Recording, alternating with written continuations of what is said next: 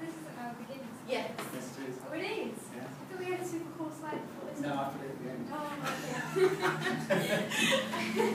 Okay, so just for a bit of thought first, this is 1 cubic metre of soil, which is the equivalent of 1.3 tonnes. So I wish you weren't recording. Big flat square on my face. Which is also the equivalent of a Civic Honda car.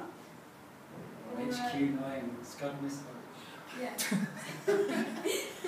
if you imagine that was falling on you, you definitely, you would die. So, yeah. So, would you trust your safety to somebody that isn't competent, hasn't been trained, and is recently out of prison for corporate manslaughter? The reason why we put the last one is because the first manslaughter case in the UK was for death through an excavation.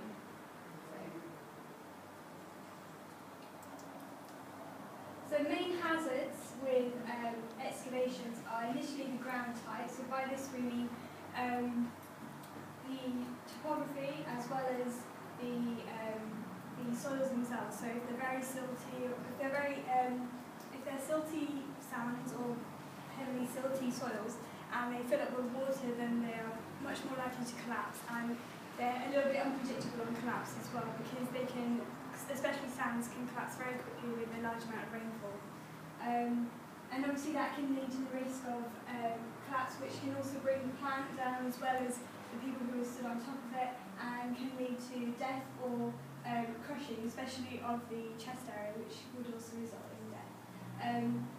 The next hazard is ground or surface water. So in terms of groundwater, we've got that would lead to flooding, and surface water, we need to look at the level of the water table, because if it's very close to the level of the ground, then it will result in collapses happening a lot faster as well. And both of these will lead to flooding within the excavation, which could lead to drowning.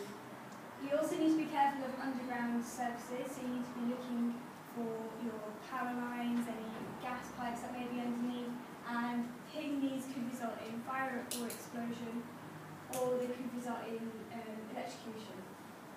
Contaminated ground, you need to be careful of the health risks in terms of what contaminations are in the ground and how they could affect the person. So maybe it could result in asphyxiation, or it could lead to any diseases.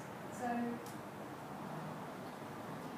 why don't we just I would say if it was if you expose a lot of asbestos as part of the excavation, you could end up with the cost of actually having to monitor people's health as a result of it. So that's an additional cost.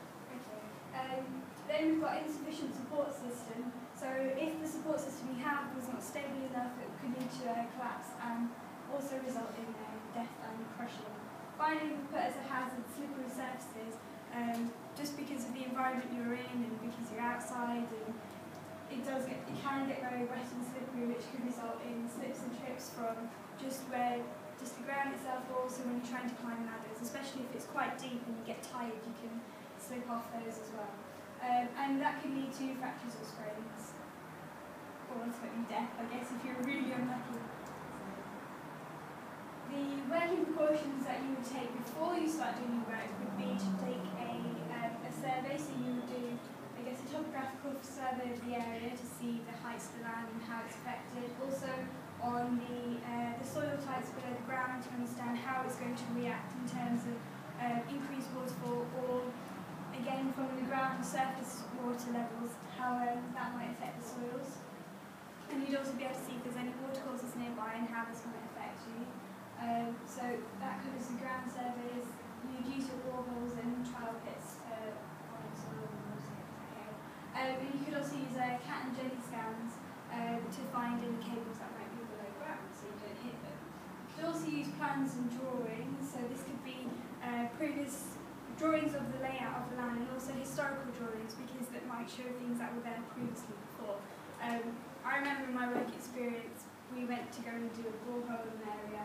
So we took the historical drawings to see what the land had been used for before, and it turned out it had been used to burn loads of cattle and stuff like that. So we found all the stuff as we were going through as well. So, yeah.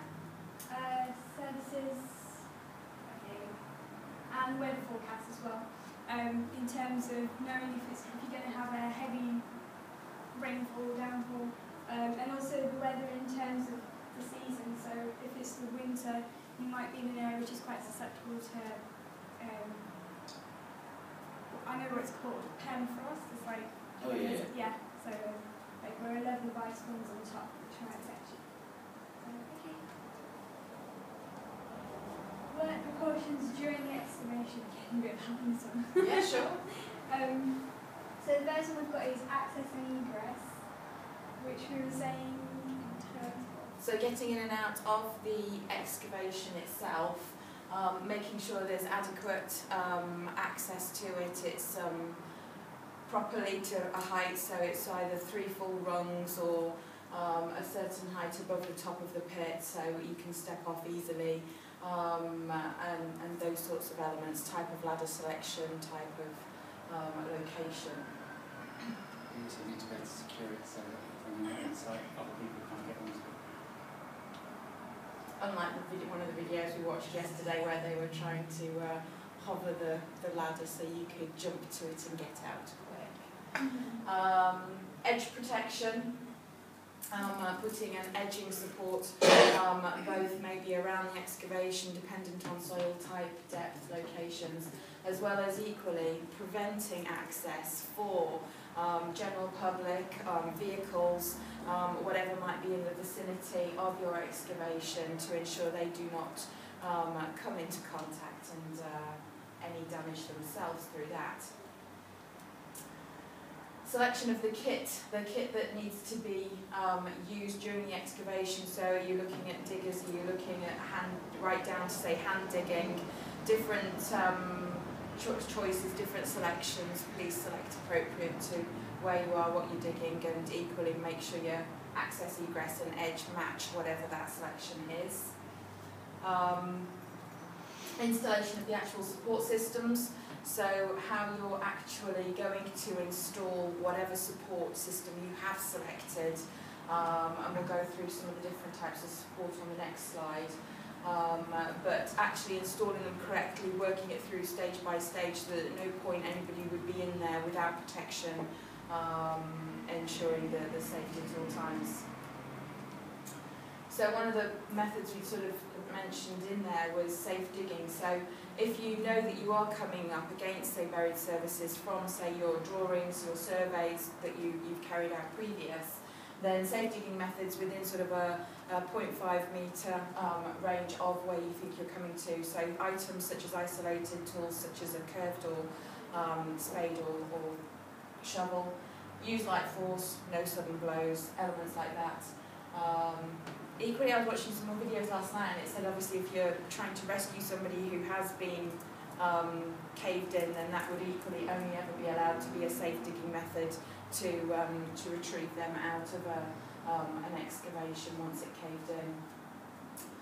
Also, during the excavation, do continue to monitor the weather or any surface runoff that is, say, coming into the excavation, the trench, and keep an eye on how that could impact work as it goes on. Methods of support. We've pulled here so it references from within the notes that we were about to go through. So battered sides, double-sided, a drag box, piling, different selections there for cheap, quick, effective, long-term, short-term. You know, you can pick all of these dependent on what your use is. So I think that's self-explanatory. Definitely, and like the drag box one, that's the first time I'd ever seen that one. I can see just how cost-effective that one was in terms of, and how quick it was to kind of, you just build it and then just move it along, and jump stuff. Well, I think it's pre-built. I think it literally comes in as something, and the dumper truck literally, once the hole's been dug, it goes in there, and then it's a safe working environment for them. Yeah. And check penetration, so how deep it's going, what you're going to come to, make sure you're not going to be exceeding beneath that within your build type. From Team Tuck. Terrified, uncrushed and clear of prosecution. And this is the one they haven't So the tuk-tuk. Like it. Oh, Superb. very good. Yes. Well done.